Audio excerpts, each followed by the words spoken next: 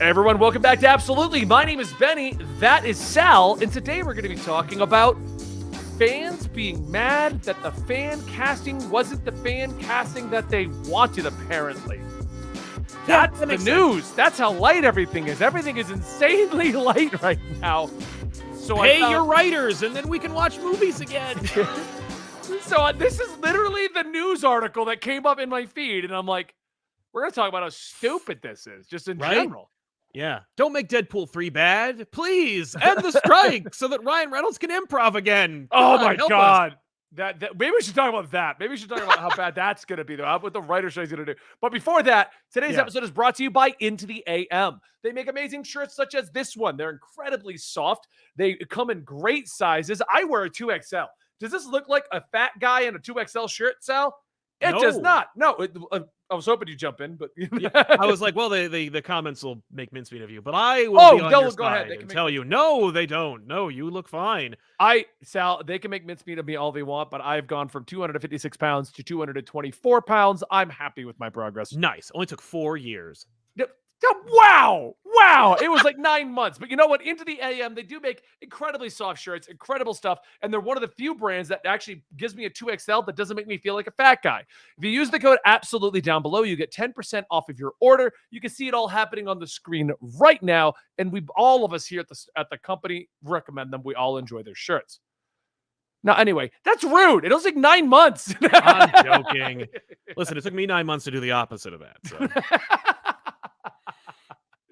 All right. Anyway, so Fantastic Four. I saw the rumors. First, then we can talk about Deadpool. So people are really look. It's not even done being written, folks. Yeah, there's no Fantastic Four movie. The one that popped it off is there was a fan casting of Margot Robbie. So that got everyone argued that she's jumping ship. Okay. Yep. And David Diggs, I think that's how you say his name, as Ben Grimm.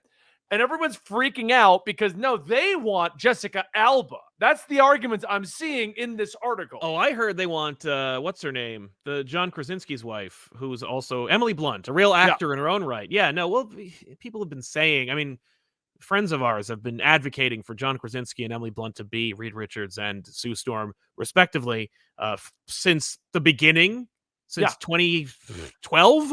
But I just love the fact that news is so light. We have gotten to the point that fan casting arguments are being made into articles. Yes. Oh, yeah. No. Well, because they know, like these sites that talk about it, they're like, we got to get anything. They're just as desperate as we are, and we're the ones who are eating the table scraps from them. So you can imagine how desperate things are for those guys.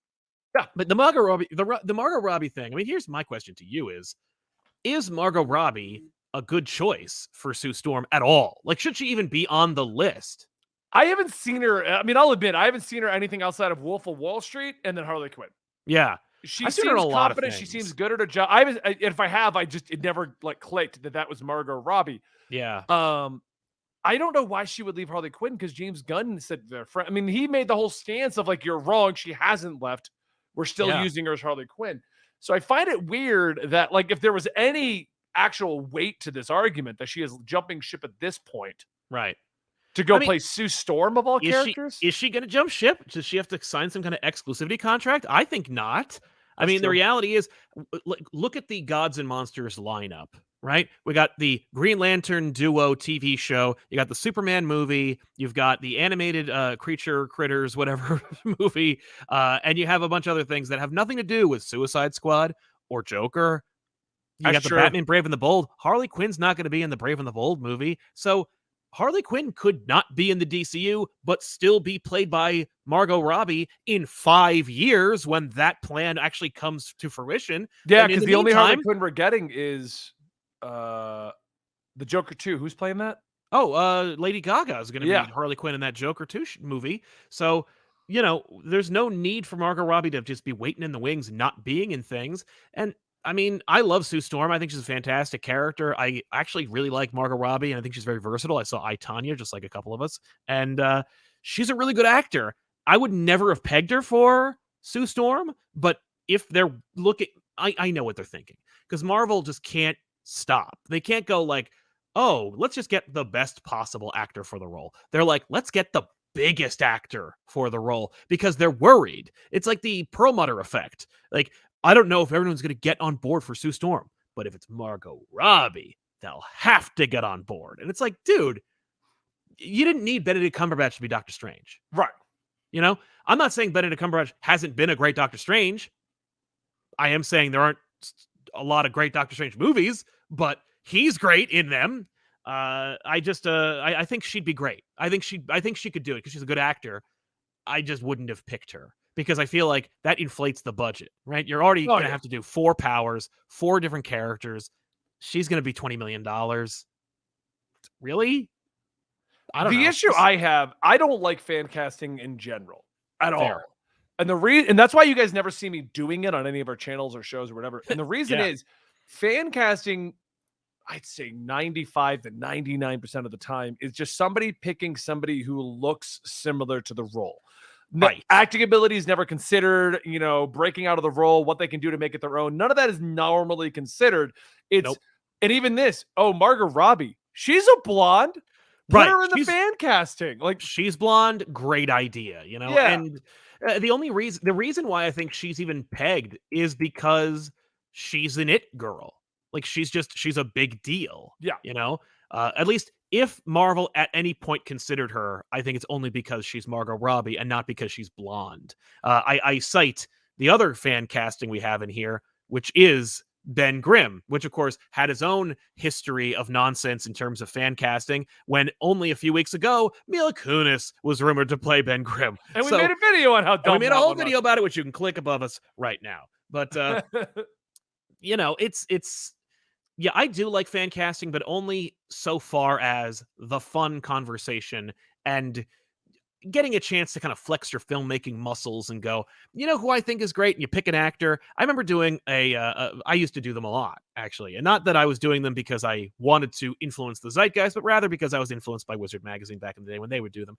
And theirs were terrible, by the way. The only one they ever got right was Patrick Stewart as Professor X. The rest of them were like, oh, I want... But again, that was, we got a bald guy. But he's bald, you see. They wanted, like, NFL player Howie Long to play Eddie Brock because they both had flat crew cuts. That's what I'm saying. Like, everyone always does this based on appearance. Adam Driver is the one that is supposedly being looked at as Reed Richards. Right.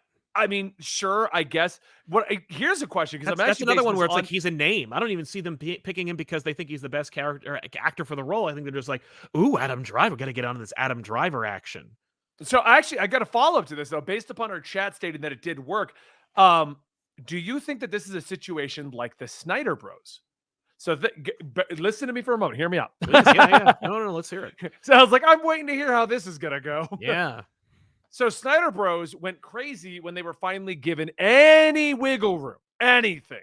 Yes. When they found out they could bully entire movie studios into doing what they wanted, they got a taste of power and they wanted more. Absolutely. Do you think that's why people are getting mad over the fan casting? Because the fun fan casting was John Krasinski. Yes. And they got him into a movie. Now, they even said, we did this because it was a fun fan cast. But he didn't get the role. It was like an Easter egg. Yeah, no, it's true. But do you think now people are fighting about their picks because they're like, no. They're going to listen to us, and that's what they're going to cast. That wouldn't surprise me if there was some level of discussion where if I make enough noise surrounding this cast, I thought you were thinking more diabolical, where it's like, I'm picking a cast that I never would want and then get the internet so fired up about it that they'll be like, even if they're considering people like Adam Driver and Margot Robbie for the roles, they won't because there's the internet test case that they'll use to be like, oh, people don't like this. I guess we won't do that. I mean, it could go either way. I don't know if the audience is that coordinated and well, I mean, that's something you got to give credit to the Snyder Bros. They were coordinated. they had their people. They had weekly meetings. No, they had their propaganda. They had art. They had meetings. They were working on that. And I don't see the MCU fandom, because the reality is, the Snyder situation, as much as it was a big deal when it was the DC cinematic universe being built, it became a kind of fan-based niche group. And that's easier to control or to manipulate or to coordinate than, by and large, Marvel fans, who is pretty much everybody. And when I say that, I don't mean you, commenter, who's like, but I've never been a fan of Marvel. I mean, like, your parents and your sister Yeah. and your neighbors, people who go make a movie that makes $1 billion. You know, you don't make $1 billion movie and it only caters to a very small subject of the population. Like, Yeah. people go see these movies. Most people go see these movies. So I feel like you can't corral everybody because, like, you'd have to coordinate with people who come from different backgrounds and different walks of life, and it's just So tougher you're to saying get the them all in MCU one is a room. little too big for It's any it's attempt too at that. big for manipulation. I mean, manipulation of many different degrees, but certainly coordination. It's harder to get the whole MCU fan base on board. It'd be like saying, I'm going to get all the fans of pizza out there, and we're all going to work together to get anchovies banned. It's like, fans of pizza, that's everyone likes it. You can't find somebody who doesn't like it, except for that one guy in the comments who wants to be a contrarian. But, like, otherwise, it's, Actually, Sal, actually, I've never enjoyed pizza. right. Now, I'm sorry you're gluten intolerant. My smallest violin plays for you, but, like, Actually, I've had cauliflower pizza. It's pretty good. we have it too, and it's not bad. No, I'll take it, but if I have the option, Oh yeah, I mean, you're never gonna. That's like I'm never that's gonna turn like down a pizza. I'll have an See what I mean? Impossible Whopper, but then I'm gonna question why I'm at Burger King. Right. So What am I even doing at Burger King if I'm trying to eat impossible food? No, yeah, it's true. So, but yeah, as far as that goes, I mean, like, that's a fine theory, and it's certainly, I think it could be its own video and get some clicks. But I don't know if it holds a lot of water. I think that it's more just like someone somewhere coordinated in as much as they picked 4 people who were big enough to be believed, right. with one kind of like, who? And for me, it's 2. I was like, who? I don't know who Johnny or Ben are in this situation. I know the Well, characters, but I'm like, I don't know who either of these actors are. I'm sorry. apparently, from what I'm not gonna name names because I hate these counts. The counts that throw shit to the wall and then they freak out because they threw 20 things to the wall and one got And one picked. of them, one of them. So Stuck, this is so now off they're- of one of those accounts, which more makes me think it's just fake anyway. Yeah, Because these guys have nothing to get hyped about, and they've lost the little fame they had from Spider-Man. But these are the right. same guys that would just constantly promote hundreds of things, get one Yes. thing right, and be like, "See, I got it right. I did it right." And Yeah. then when everything else is pulled out, they have responses. Well, those are all deleted scenes. No, they're not. Exactly. There's no Hugh Jackman deleted scene in No Way Home. Go away. Nope. Exactly. There's no deleted scene of America Chavez, but there is promotional art, which may or may not be real. I don't recall, but I saw some art for it, and I was like, oh. And then I find out that apparently the MCU like makes they make art and storyboards for sequences that haven't even been written yet because they just want to see if those are because they can afford it, basically. Yeah. Like, normally when you're making a movie, you have to like have all your ducks in a row. But with the MCU, it's just like yeah, they're just like, oh, well, what if America Chavez helped Doctor Strange? That kind of dovetailed into Doctor Strange too. You know, like just ideas. But apparently, it wasn't even in the script. I don't know if I'm necessarily. I remember that piece of art, America Chavez with all at the Statue Spider-Man. of Liberty, and it's like, what? But again, that's because Marvel is just a different kind of animal. Like, Marvel can get away with just it's Marvel how and would what this look Star on Wars the used to be. screen? Should we put a scene involving Exactly? Like, should we tell the writers to put that in there? Nah, you know what? Nah.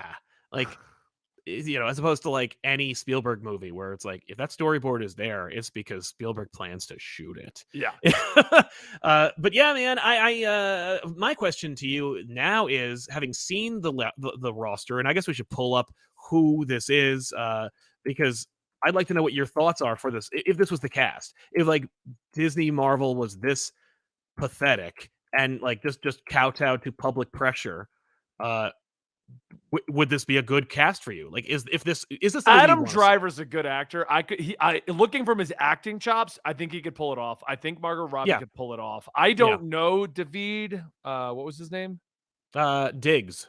David. I don't know him, and I don't know Paul Mescal. Mescal. I don't know him either. So no, I don't know either of them. I did. I did look up David Diggs because I'd heard that I like knew of him. And I saw him in an interview, and I was like, okay, like, so I at least know what he sounds like. Again, I don't like, gender bending casting. It's always like a dicey subject. My only issue is the Brooklyn accent. Well, I mean, David Diggs is a guy for things. Yeah. You were saying gender bending. Oh, I'm sorry, but I mean, just like that's all for me. Race swapping, gender bending, it's all part of the same race swapping. Yeah, yeah. But I mean, I'm not against race swapping thing, only for the No. simple thing of this. It's all about the accent and not. He's orange.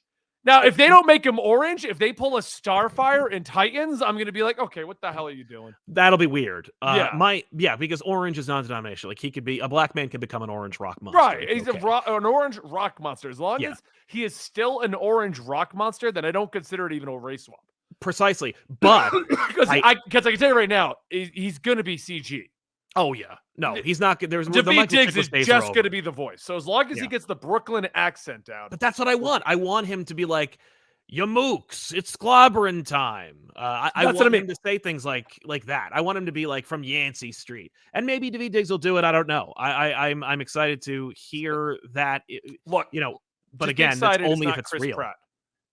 Yeah. It's I'm from Yancey Street. Honestly, I hate to say this, but like his accent for Mario wasn't bad. Like, I was in like, the end, it wasn't. You could tell that they had him come in and redo the lines. And whatever that trailer had was like the initial take. yeah. Like, Yeah. but- No, it wasn't bad. I was like, I kind of liked. I mean, the voice cast for Mario. I was like, it seems good. Yeah. I was like, I didn't have any problem. The I one liked, that took me out was actually Charlie Day as Luigi. Every time he Really? talked, I I was just like- saw him as Always Sunny. For me, I loved it. I love Charlie Day overall, but I also loved him as Luigi. It gave Luigi something. I'm a big I'm a quiet Luigi fan. I love Luigi, and I like playing as him whenever I was an option. And I was just like, man, yeah, like Luigi has some cojones. He's not just like, yeah, I'm the butt monkey of the franchise. Like, while Luigi should not sound like Luigi. Right. So anyway, but getting back to this, I'd heard rumors for a while that Adam Driver was going to be Doctor Doom. So I can imagine somebody was just like, whoever made this up was like, well, let me take that Doctor Doom rumor, put it over to Reed Richards. Because the reality is, if you throw away the accent of Doctor Doom, which may or may not exist, depending on, the nature of Eastern European accents in the Marvel Cinematic Universe, which is to say they exist or not, depending on which movie you're making. I cite Scarlet Witch. But it should be interchangeable because Reed and Doom are two sides of the same coin. They're both super geniuses. They're both arrogant, but one is more sympathetic than the other. I don't know. I kind of like, the more I heard Adam Driver as Reed, the more I was like, I kind of dig it. Yeah, I could see it. Yeah. Overall, though, I don't know anything about Johnny Storm. I'm not even going to talk about him. Yeah. But we're going to go ahead and wrap up today's video there. What do you guys think about the fan casting situation that has gotten so volatile that the fans are fighting over the casting more so than normal to the point of an article being written? Or do you think that everything is just so dry right now? That's how we got to this point. That's the side I'm on. Let us know in the comments down below. And we'll see you guys next time right here at Absolutely.